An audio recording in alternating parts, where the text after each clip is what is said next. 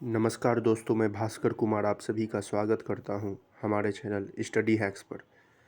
आज हम parts of Indian constitution देखेंगे।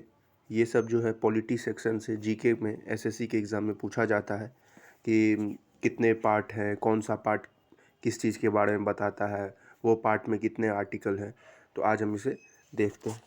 तो जब हमारा कॉन्स्टिट्यूशन बना था तो ओरिजिनली उसमें 22 पार्ट्स थे, 395 आर्टिकल थे और 8 शेड्यूल थे। लेकिन टाइम टू टाइम जो है ये अमेंड होता रहा, तो फिर थोड़ा धीरे धीरे ये बढ़ता चला गया आर्टिकल्स।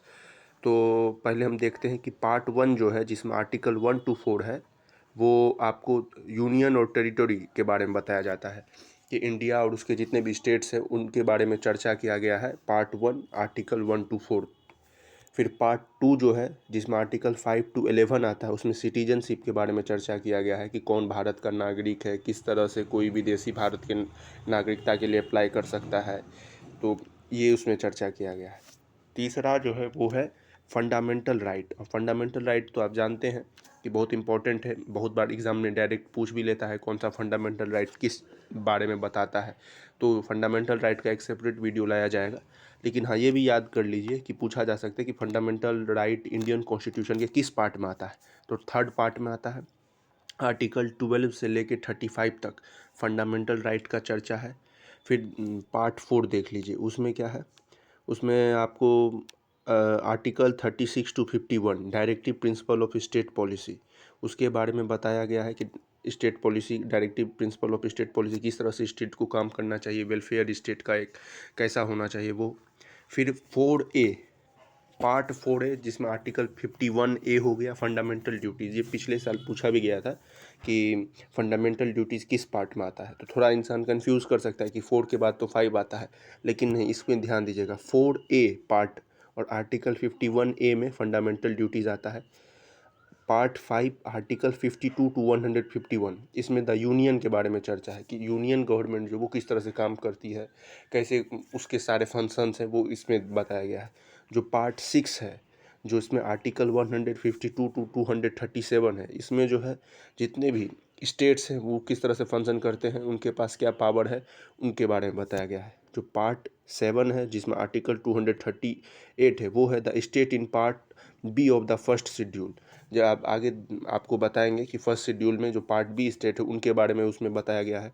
जो पार्ट 8 है, 239 to 242 आर्टिकल जिसमें आता है, उसमें यूनियन टेरिटरीज़ के बारे में बताया गया है। फिर पार्ट 9 जो है, 243 to 243O, जिसमें द पंचायत के बारे में बताया गया है, जो पंचायती राज सिस्टम है उसके बारे में बताया गया है। फिर 9A 243P to 243ZG, इसमें म्यूनसिपैलिटी के बारे में बताया गया है कि कैसी म्यूनसिपैलिटी, म्यूनसिपल कॉरपोरेशन, इस सब के बारे में बताया गया है। फिर आप आगे देखिए 9B 243ZH to 243ZT, the cooperative societies. तो कोऑपरेटिव सोसाइटीज़ मतलब जो कोऑपरेशन करता है किसी भी वेलफेयर काम करने के लिए, आप जैसे एनजीओ सब वो देखते हैं। फिर ठीक है, आप देखिए पार्ट 10 244 to 244A, इसमें the scheduled and tribal areas के बारे में चर्चा किया गया है। आप जब नॉर्थ ईस्टर्न स्टेट्स को देखिएगा तब आपको पता चलेगा कि उधर वो शेड्यूल्ड एरिया और शेड्यूल्ड ट्राइब एरिया सब के बारे में बताया गया है। फिर पार्ट 11 जो है 245 to 263 आर्टिकल उसमें आता है, जिसमें relation between the union and state, union और स्टेट का कैसा रिलेशन होना चाहिए उसके बारे में उसमें बताया गया है।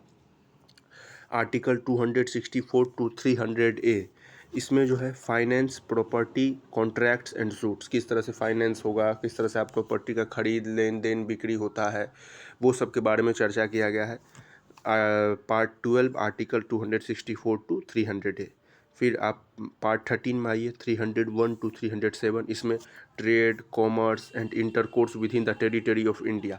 जो मान के चलिए कि दो स्टेट है जैसे यूपी बिहार है, तो उसमें किस तरह से ट्रेड होगा, कि किस तरह से उन दो राज्यों के बीच में किस तरह का आर्थिक व्यवहार होना चाहिए, वो 301 to 307 में बताया गया है।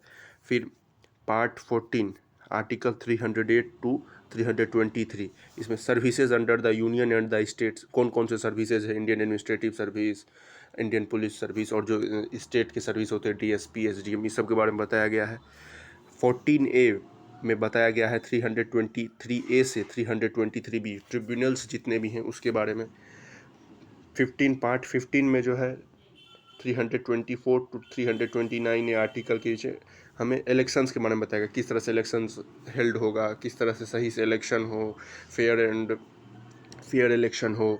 फिर आप पार्ट 16 में देख लीजिए 330 to 342 special provision relating to certain classes, जैसे किसी किसी क्लास को जो है स्पेशल प्रोविज़न दिया गया है उसके बारे में चर्चा किया गया है।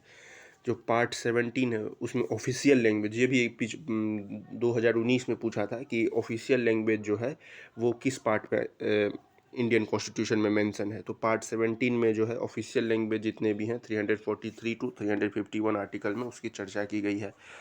जो पार्ट 18 है जिसमें आर्टिकल 352 टू 360 है उसमें इमरजेंसी प्रोविजंस के बारे में चर्चा किया गया है। 3 टाइप का इमरजेंसी प्रोविज़न जो होता है, नेशनल इमरजेंसी, फाइनेंस इमरजेंसी और स्टेट इमरजेंसी, इन तीनों का चर्चा किया गया है। अब पार्ट 19 361 टू 367 इसमें मिसलेनियस जितने भी और चीज़ जो बच जाते हैं उसका इसमें चर्चा किया गया है। पार्ट 20 जो है उसमें जो आर्टिकल 368 है अमेंडमेंट ऑफ द कॉन्स्टिट्यूशन। अब अमेंडमेंट क्यों ज़रूरी है कि आप मान के चलिए जो चीज़ 70 साल पुराना पहले बना था, 70-75 साल पहले, समय समय पर तो हम अपने घर को भी रिन्यू कराते रहते हैं, हर एक काम का अप्रोच चेंज करना होता है। इसी तरीके से एक गुंजाइश छोड़ा गया था कि अगर कॉन्स्टिट्यूशन में समय के साथ थोड़ा बदलाव करना पड़े तो वो कैसे हो। तो वो आर्टिकल 368 पार्ट 20 वो पावर देता है सेंट्रल गवर्नमेंट को कि वो कॉन्स्टिट्यूशन में अमेंडमेंट कर सके। फिर पार्ट 21 जो है 369 टू 392 उसमें temporary transitional and special provisions of states के बारे में चर्चा किया गया है। किस तरह से नॉर्थ ईस्टर्न स्टेट को किस तरह से स्पेशल प्रोविज़न मिला गया है, किस तरह से जो है कुछ schedule area, schedule tribe area सबको मेंशन कर दिया जाता है कि वहाँ पे बस वही इलेक्शन लड़ सकते हैं। तो इस टाइप का चीज़ जो है उसमें बताया गया है। और फिर पार्ट 22 जो है 393 टू 395 इसमें short title commencement authoritative text in Hindi and repeals. जो शॉर्ट टाइटल कोई अपने पीछे लगता है जैसे डॉक्टर, वो फिक्स है कि सब नहीं लगा सकता है, जो डॉक्टरेट का डिग्री पीएचडी से किया हो या कोई एमबीबीएस पीजी किया हो वही लगा सकता है। जैसे कर्नल तो जो आर्मी में रहा हो वही लगा सकता है। तो इस सब के बारे में जो है पार्ट 22 आर्टिकल 393 टू 395 में चर्चा किया गया है। तो मुझे लगता है अब आप पार्ट ऑफ इंडियन कॉन्स्टिट्यूशन आपको समझ में आ गया होगा। और आगे जो है हम फंडामेंटल राइट्स पर इसका वीडियो लाएंगे, क्योंकि सेकंड इंपॉर्टेंट वही है, फंडामेंटल राइट से भी बहुत क्वेश्चन पूछे जाते हैं। तो इसी के साथ मैं इस वीडियो को समाप्त करता हूँ। जय हिंद, जय भारत।